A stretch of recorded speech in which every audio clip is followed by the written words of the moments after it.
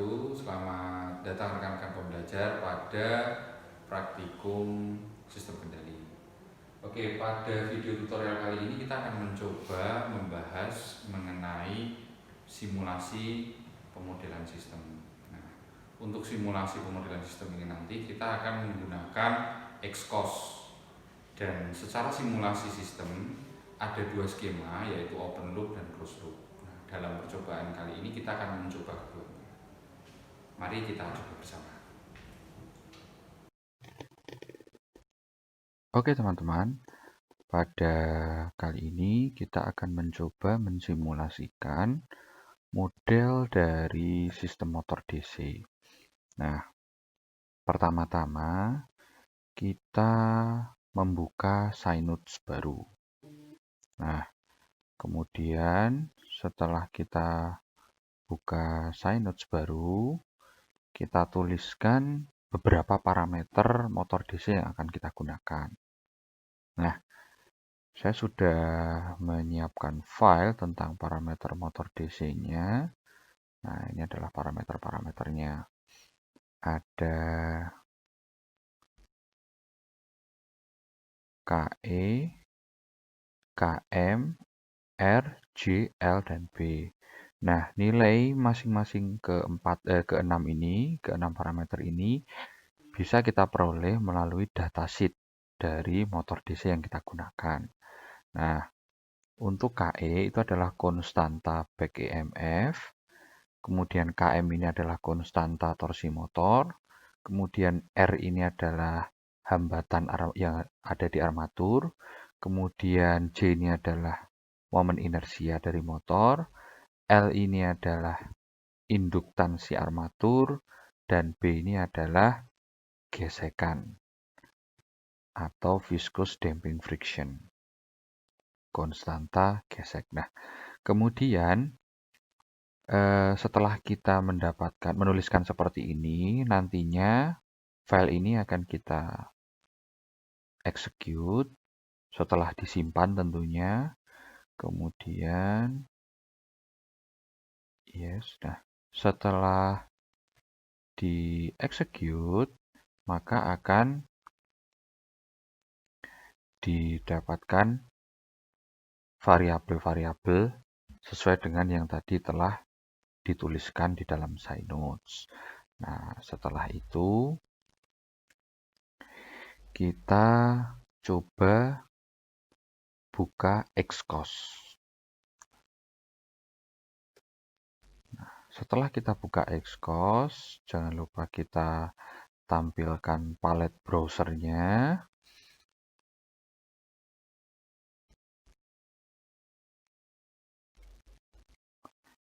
Palet browser. Nah, di sini yang pertama untuk memodelkan, untuk mensimulasikan model motor DC, kita ambil bentuk fungsi alih. Nah, karena kita telah memperoleh fungsi alih dari motor DC, maka kita drag and drop ini. Kemudian di dalamnya nanti kita masukkan bagian numerator dan denumerator berisi dengan sesuai dengan transfer function dari motor DC.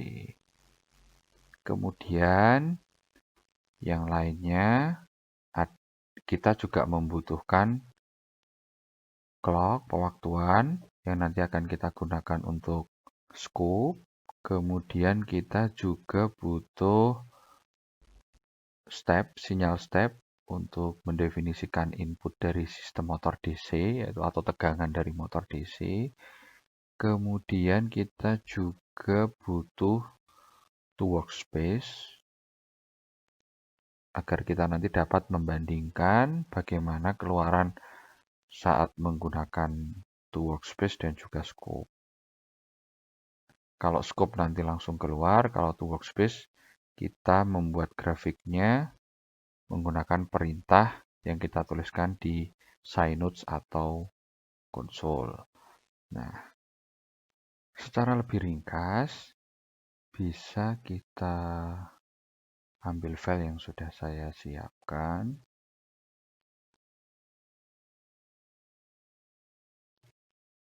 kita masih pakai open loop. Nah, menjadi seperti ini. Nah, jadi tadi bagian sisio transfer parameter continuous sisio transfer function itu kita isikan seperti ini sesuai dengan transfer function dari motor DC. Kemudian untuk bagian step ini sebagai masukan, diasumsikan dia masukannya adalah 6 volt. Kemudian untuk workspace kita atur size of buffernya 2000. Kemudian untuk V sama. Kemudian untuk clock di sini kita atur pewaktuannya menjadi sedemikian rupa. Untuk initialization time bisa kita mulai dari 0.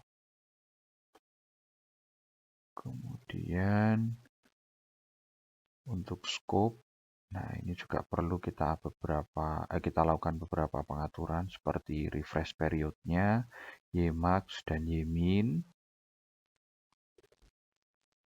Kemudian untuk simulation setup-nya, nah ini final integration time-nya adalah 2 kali 10 pangkat min 2.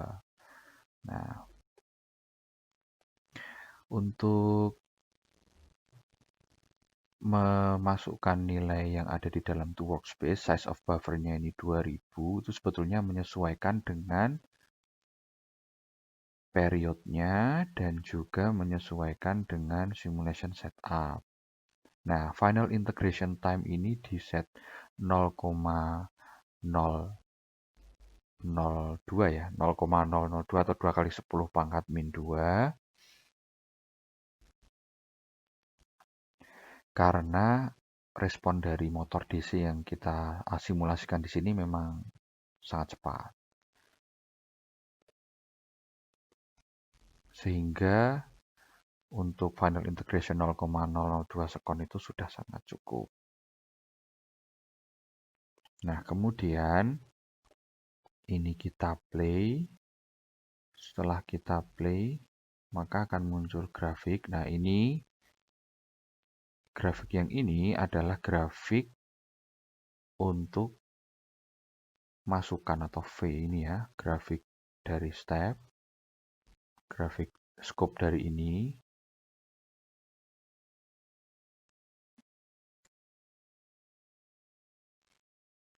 Kemudian untuk yang ini adalah keluaran dari sistem. Jadi ini adalah input dari sistem dan ini adalah keluaran dari sistem. Kemudian kita juga bisa menggambar grafiknya menggunakan Synode. Nah, misalkan saja ini saya buka, saya sudah menyiapkan filenya. Nanti tinggal diketikkan ulang seperti ini. Jadi kita buat nanti ada 2 grafik, maka ini kita pakai subplot. Kemudian untuk grafik yang pertama, plotnya omega.time, omega values, dan warnanya black. Nah, untuk subplot ini, penulisan subplot ini di sini 211 maksudnya adalah kita akan buat grafik dengan barisnya ada 2, kemudian kolomnya 1, dan ini adalah grafik yang pertama. Kemudian ini kolomnya ada 2, barisnya ada 1, dan juga grafik kedua. Kemudian di sini ada Y label dan X label. Y label ini untuk memberikan label pada sumbu Y, sedangkan X label memberikan label pada sumbu X. Langsung saja kita klik execute, maka akan didapatkan grafik seperti ini. Kita ulangi, klik execute. Maaf, ini grafiknya tertumpuk ya. Mungkin perlu kita close terlebih dahulu seluruh grafiknya, lalu kita play. Nah, akan muncul gambar seperti ini.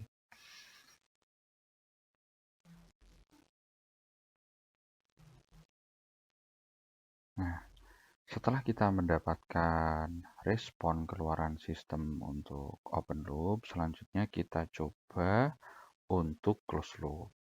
Nah, untuk close loop ini perbedaannya ada pada xcos-nya. Jadi kita kembali ke xcos. Maaf ya, jadi kita open filenya. Sudah saya siapkan. Nah, untuk xcos, jadi tadi ini sekalian kita perlihatkan ya bedanya apa dengan open loop. Nah, kalau open loop itu sinyal step di sini berfungsi sebagai input dari sistem. Nah, sedangkan untuk close loop, sinyal step di sini berfungsi sebagai referensi. Jadi, kita menginginkan si motor ini berputar dengan kecepatan berapa. Nah, itu kita set di sini. Kalau di sini tadi kita set final value-nya 6, itu maksudnya adalah 6 volt. Di sini kita set 53 karena kita ingin motor ini berputar dengan kecepatan 53 radian per sekon.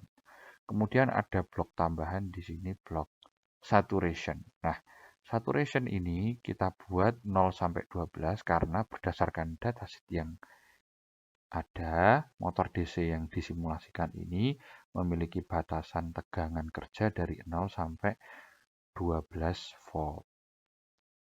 Nah, kemudian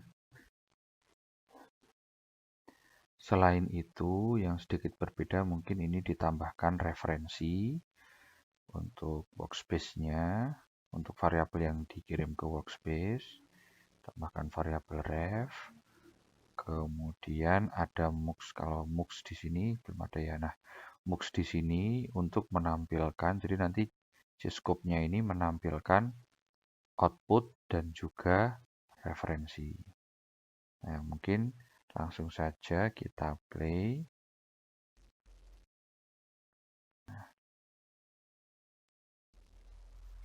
Oke, nah ini adalah keluaran sistem, sedangkan ini referensinya. Nah, di sini terlihat masih ada gap atau offset ya. Nah, offset inilah yang nantinya akan coba ditutup dengan menggunakan pengendali. Karena saat ini kita masih mensimulasikan sistem closed loop tanpa pengendali atau pengendali gain bernilai 1. Nah, kemudian untuk ini adalah G-scope yang didapatkan dari input sistem. Jadi inputan sistem itu di sini didapatkan dari error, perbandingan antara referensi dengan keluaran sistem yang mendapatkan error, kemudian masuk ke saturasi sebagai pembatasan atau limitasi secara fisik oleh motor DC dari 0 sampai 12, kemudian masuk ke sini, baru ditampilkan inputnya seperti ini.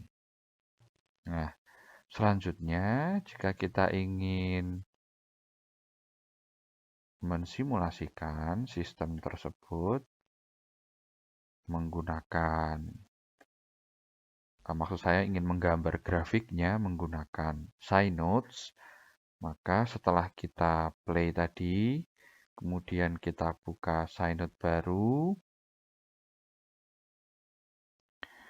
Nah, saya sudah menyiapkan untuk menampilkan grafik closed loop-nya, mungkin bisa diketikkan seperti ini. Sedikit perbedaannya hanya untuk open loop tidak menampilkan reference, sedangkan closed loop kita tampilkan reference-nya sebagai perbandingan.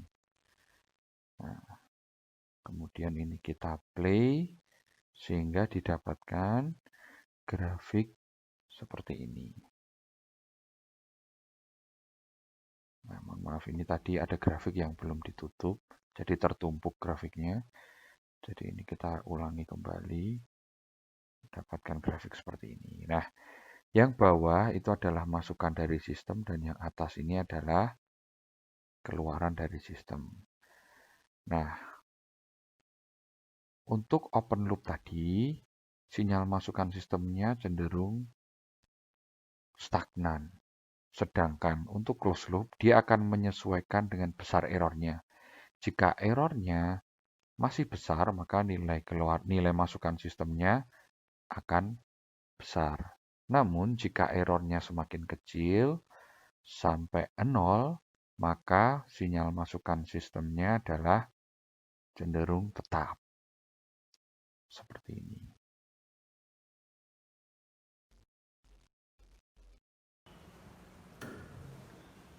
Demikian video tutorial ini.